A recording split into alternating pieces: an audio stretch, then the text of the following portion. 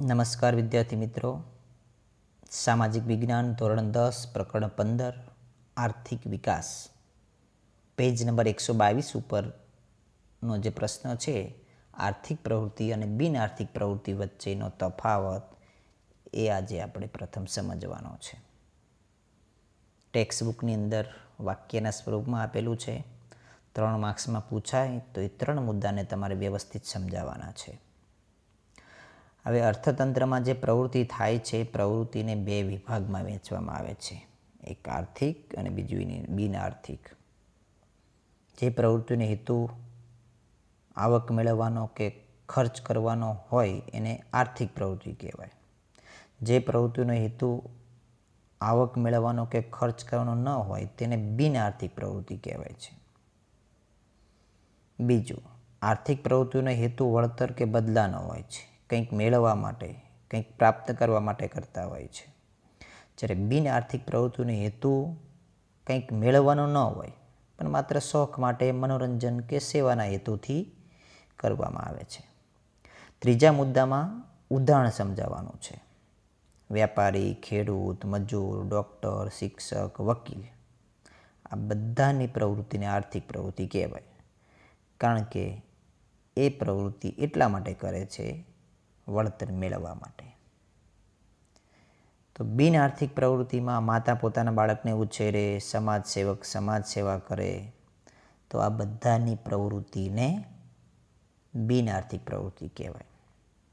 અહીંયા એક સમજવાનું એ છે કે શિક્ષક પોતાના બાળકને ભણાવતો હોય તો એ આર્થિક પ્રવૃત્તિ છે, બિન આર્થિક પ્રવૃત્તિ છે. જ્યારે એ જ શિક્ષક ફી લઈને ભણાવતો હોય તો એ આર્થિક પ્રવૃત્તિ છે. કોઈ ડૉક્ટર ફી લઈને સારવાર કરે તો આર્થિક પ્રવૃત્તિ છે. જ્યારે એ જ ડૉક્ટર કોઈ ગરીબની મફત સારવાર કરે તો એ બિન આર્થિક પ્રવૃત્તિ છે. એક વધારે ઉદાહરણ જોઈએ તો કોઈ બંગલાનો માલિક છે, એ પોતાના બંગલાના બગીચામાં કોઈ કામ કરે છે તો એ બિન આર્થિક પ્રવૃત્તિ છે, કારણ કે શોખ માટે કરે છે. જ્યારે એ બંગલાની અંદર કદાચ કોઈ માળી આ પ્રકારનું કામ કરતો હોય બગીચામાં તો એ આર્થિક પ્રવૃત્તિ છે. IPLમાં કોઈ ખેલાડી પૈસા લઈને રમતો હોય, ક્રિકેટ રમતો હોય તો એ આર્થિક પ્રવૃત્તિ છે. પણ વિદ્યાર્થીઓ નવરાશના સમયે ક્રિકેટ રમતા હોય તો એ બિન આર્થિક પ્રવૃત્તિ છે, કારણ કે શોખ માટે, મનોરંજન માટે એ રમે છે. કોઈ પ્રોફેશનલ ગાયક પૈસા લઈને ગાતો હોય તો એ આર્થિક પ્રવૃત્તિ છે. પણ ઘણા બધા લોકો શોખ માટે ગાતા હોય છે, મનોરંજન માટે ગાતા હોય છે, તો એ પ્રવૃત્તિ બિન આર્થિક પ્રવૃત્તિ છે. આ વધારે ડિટેલમાં એટલા માટે સમજવાનું છે કે પરીક્ષામાં હેતુલક્ષી પ્રશ્નમાં જો આ રીતે પ્રશ્ન પૂછાય તો એનો જવાબ આપણે લખી શકીએ. ત્યાર પછીનો જે પ્રશ્ન છે એ ભારતીય અર્થકારણનું માળખું સમજાવો. એ પણ 3 માર્ક્સનો પ્રશ્ન છે. 3 મુદ્દા છે અને 3 મુદ્દાને ઉદાહરણ સાથે સમજાવવાના છે.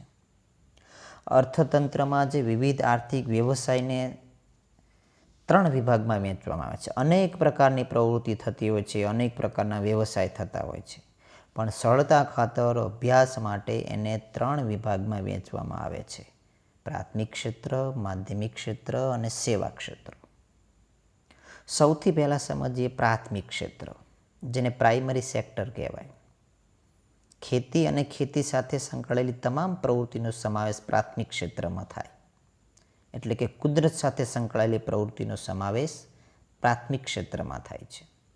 ઉદાહરણ તરીકે ખેતી, પશુપાલન, મત્સ્ય ઉદ્યોગ, મરઘા બતકા ઉછેર, જંગલ પેદાશો એકઠી કરવી, કાચી ધાતુઓનું ખોદકામ કરવું, આ બધી જ પ્રવૃત્તિઓનો સમાવેશ પ્રાથમિક ક્ષેત્રમાં થાય છે. બીજું છે માધ્યમિક ક્ષેત્ર. નાના મોટા તમામ પ્રકારના ઉદ્યોગોનો સમાવેશ માધ્યમિક ક્ષેત્રમાં થાય છે.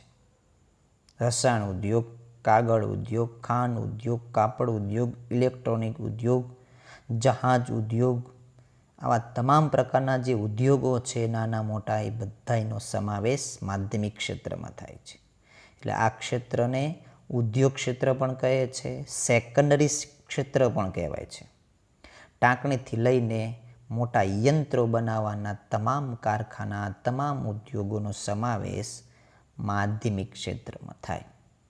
બીજી રીતે વધારે ડિટેલમાં કહેવું હોય તો જે પ્રકારના વ્યવસાયમાં વસ્તુ ઉપર કંઈક પ્રોસેસ થતી હોય અને એ વસ્તુને વધારે ઉપયોગી બનાવવામાં આવતી હોય તો એવી તમામ પ્રકારની પ્રવૃત્તિનો સમાવેશ માધ્યમિક ક્ષેત્રમાં થાય છે, જેને આપણે ઉદ્યોગ કહીએ છીએ. વસ્તુ ઉપર પ્રોસેસ કરવાની પ્રક્રિયાને ઉદ્યોગ કહેવાય. દાખલા તરીકે કપાસમાંથી કાપડ બનાવવું, લાકડામાંથી ફર્નિચર બનાવવું, તો આવી તમામ જે પ્રવૃત્તિઓ છે એનો સમાવેશ માધ્યમિક ક્ષેત્રમાં થાય છે. ત્રીજું છે સેવા ક્ષેત્ર. જુદા જુદા પ્રકારની સર્વિસ સેવાઓનો સમાવેશ થાય છે આમાં, જેને તૃતીય ક્ષેત્ર, સર્વિસ સેક્ટર પણ કહેવાય છે. કઈ કઈ સેવાઓ? વાહન વ્યવહારની સેવા, સંદેશા વ્યવહાર, બેન્કિંગ, વીમો, પ્રવાસ, મનોરંજન, વ્યાપાર, શિક્ષણ, આરોગ્ય, આવી બધી સેવાઓનો સમાવેશ સેવા ક્ષેત્રમાં થાય છે અને એના આધારે એ સર્વિસ સેક્ટર તરીકે પણ ઓળખાય છે. જુદા જુદા પ્રકારની સર્વિસ આપવામાં આવે છે અને એ ક્ષેત્રમાં વસ્તુનું ઉત્પાદન નથી થતું, પણ જુદી જુદી સેવાઓ લોકો માટે એ પૂરી પાડવામાં આવે છે. એટલે આ રીતે અભ્યાસની સરળતા ખાતર 3 પ્રકારના વ્યવસાયોમાં વહેંચણી કરવામાં આવી છે.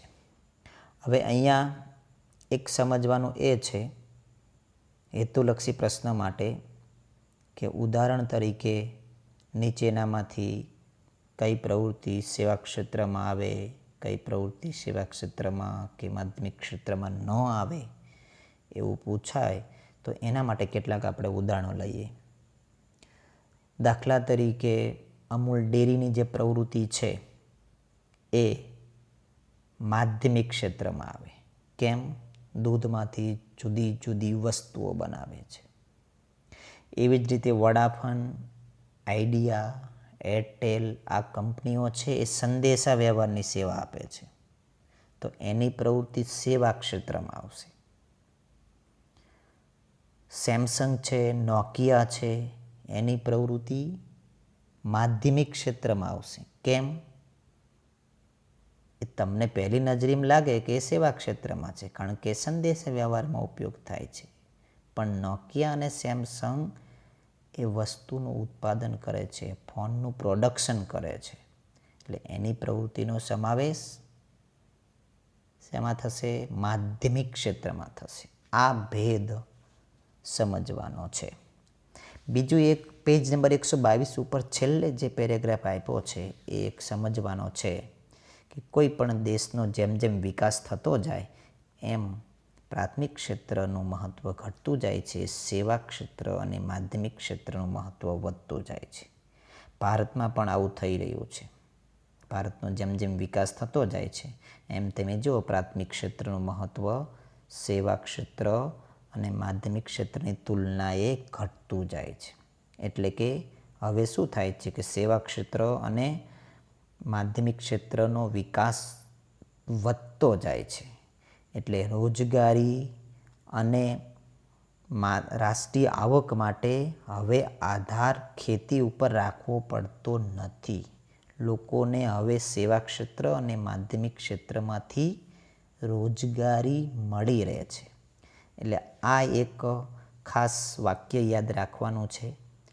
કોઈ પણ દેશનો વિકાસ થતો જાય તેમ તેમ પ્રાથમિક ક્ષેત્રનું મહત્ત્વ ઘટતું જાય છે, માધ્યમિક અને સેવા ક્ષેત્રનું મહત્ત્વ વધતું જાય છે. માત્ર સમજ માટે, જાણકારી માટે છે.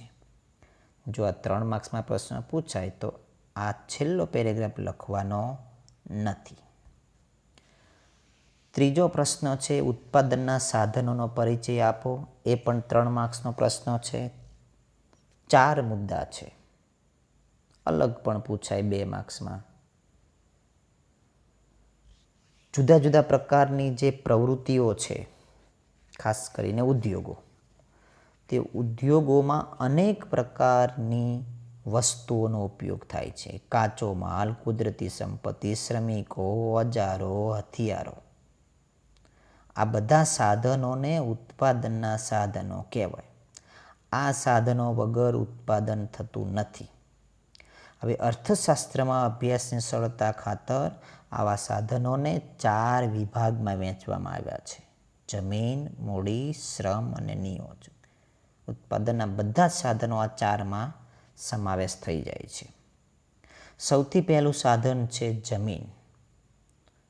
ભૂગોળમાં જમીન એટલે પૃથ્વીનું ઉપલું પાતળું સ્તર, જેને જમીન કહેવાય. પણ અર્થશાસ્ત્રમાં જમીનનો અર્થ જુદો થાય છે. અર્થશાસ્ત્રમાં જમીન એટલે ઉત્પાદનમાં ઉપયોગી તમામ પ્રકારની કુદરતી સંપત્તિ. દાખલા તરીકે જંગલો, નદી, પર્વતો, ખનિજો, ધાતુઓ, આ બધાને અર્થશાસ્ત્રમાં જમીન કહેવાય, જેનો ઉપયોગ અર્થશાસ્ત્રમાં થાય છે. એટલે જમીન એ ઉત્પાદનનું કુદરતી સાધન છે. જમીન વગર ઉત્પાદન શક્ય નથી. કોઈ પણ વસ્તુ બનાવવી હોય તો પહેલાં જમીન એ મૂળભૂત સાધન છે. બીજું સાધન છે મૂડી. ઉત્પાદનમાં ઉપયોગી માનવ સર્જિત સાધનને મૂડી કહેવાય. મૂડી એટલે આપણે એવું માનતા હોય કે પૈસા. ના, પૈસા નહીં. અર્થશાસ્ત્રમાં મૂડી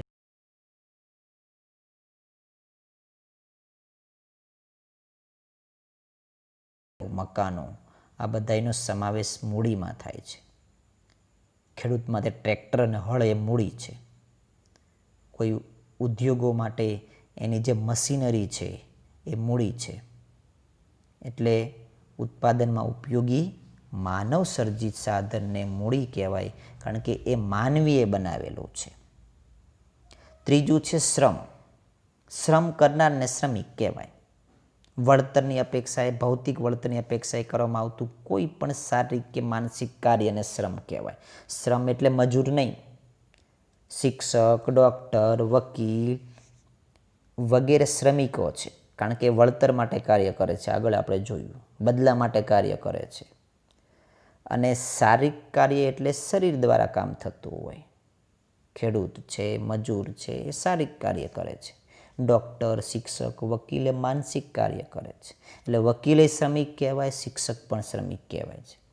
ઉત્પાદનમાં આની પણ જરૂર પડે. શ્રમ એ ઉત્પાદનનું સજીવ સાધન છે. શિક્ષકો, ડૉક્ટરો, કારીગરો, ખેતમજૂરો, વકીલ, આ બધાનો સમાવેશ શ્રમમાં થાય છે. શ્રમ કરનારને શ્રમિક કહેવાય છે. એટલે આ પણ એક ઉત્પાદનનું મહત્ત્વનું સાધન કહી શકાય, કારણ કે ઉત્પાદનમાં શ્રમિકોની પણ જરૂર પડે. કારખાનાની અંદર મજૂરો, કારીગરો, મેનેજરો, ટેકનિશિયનો, આ બધા એને શ્રમિક કહેવાય, જેના વગર ઉત્પાદન શક્ય નથી. ચોથું અને અગત્યનું ઉત્પાદનનું સાધન હોય તો એ છે નિયોજક. જમીન, મૂડી, શ્રમને કુશળતાપૂર્વક સંયોજન કરનાર વ્યક્તિને નિયોજક કહેવાય. કારણ કે જમીન, મૂડી, શ્રમ આ ત્રણેયને ભેગા કરીને જે વ્યક્તિ ઉત્પાદન કાર્ય શરૂ કરે છે એને નિયોજક કહેવાય. યોજનાપૂર્વક જોડનાર વ્યક્તિ, યોજનાપૂર્વક જોડવાની કામગીરીને નિયોજન કહેવાય. કારણ કે એમનામ ઉત્પાદન નથી થઈ જતું. કોઈ વ્યક્તિ કારખાનું ઊભું કરે છે, ઉત્પાદન કાર્ય કરે છે, તો પહેલાં જમીન લેશે, કાચો માલ લેશે, એવા યંત્રો વસાવશે, એવા કારીગરો, મજૂરો, મેનેજરો, એને એમાં ભરતી કરશે અને પછી ઉત્પાદન કરશે. તો એ વ્યક્તિને નિયોજક કહેવાય. અને જે વ્યક્તિએ આ કાર્ય કર્યું છે, ત્રણેયને ભેગા કરીને ઉત્પાદન કાર્ય કર્યું છે, એ વ્યક્તિને નિયોજન કહેવાય. એટલે નિયોજન કરનારને નિયોજક કહેવાય. નિયોજક કરતા છે, નિયોજન એનું કાર્ય છે. એટલે અહીંયા 2 શબ્દો તમારે લખવાના થાય છે. હવે ત્રણેયના ઉપર ઉદાહરણ જોઈએ આપણે. જમીનનું ઉદાહરણ જોયું, મૂડીનું ઉદાહરણ જોયું, શ્રમનું ઉદાહરણ જોયું. તો નિયોજકનું ઉદાહરણ ટેક્સ્ટ બુકમાં આપ્યું નથી, પણ અહીંયા તમારે ઉદાહરણ લખવાના છે ઉદ્યોગપતિઓ. નિયોજક એટલે ઉદ્યોગપતિઓ. મુકેશ અંબાણી, અનિલ અંબાણી, લક્ષ્મી મિત્તલ કે બીજા કોઈ પણ પ્રકારના નાના મોટા જે ઉદ્યોગપતિઓ છે એ બધાને નિયોજક કહેવાય. કારણ કે આ જ વ્યક્તિ જમીન, મૂડી, શ્રમને ભેગા કરીને ઉત્પાદન કાર્ય કરે છે.